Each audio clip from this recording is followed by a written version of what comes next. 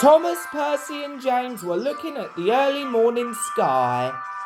"Everyone's so much happier when springtime comes," said Thomas. "Everyone except the Fat Controller," said James. "He seems to be working us harder than ever. I'm tired of these coastal runs."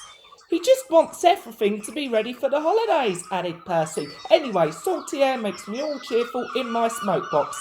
"Pah!" said James. "It's the countryside that gets me fired up. It's the only place to be."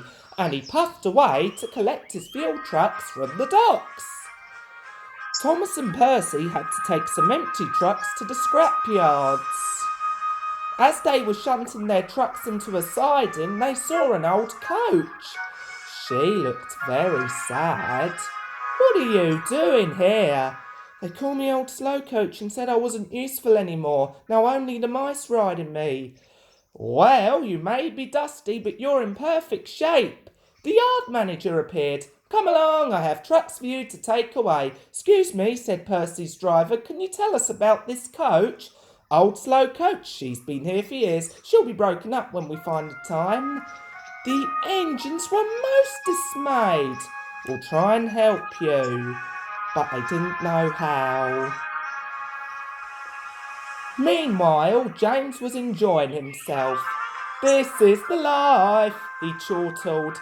But he was heading for trouble. One of the fuel trucks was leaking, and suddenly it caught fire. "Oh, help!" cried James.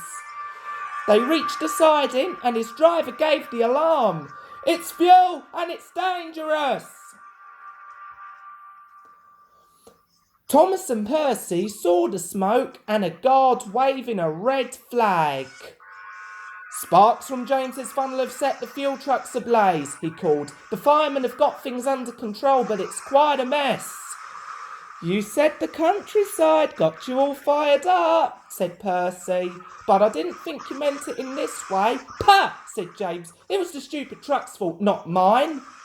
"It's safe to proceed now," called a fireman. Thomas and Percy steamed slowly by, but now they felt sorry for James. It wasn't long before they reached the station.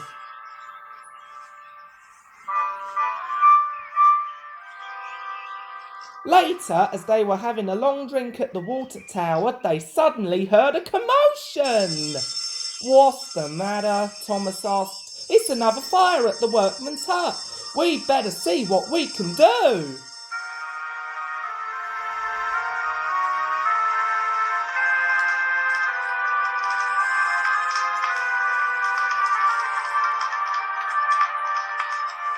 The fire engines arrived, but they had a big problem. "We're completely out of water," cried a fireman. "We can't use seawater because it clogs our works. We'll just have to let that building burn." Then Thomas had an idea. "Why don't you use the water in our tanks? We've just refilled them." The firemen wasted no time. "You're very clever engines," chuckled their drivers. Soon the fire was out, but the hut where the workmen lived was destroyed.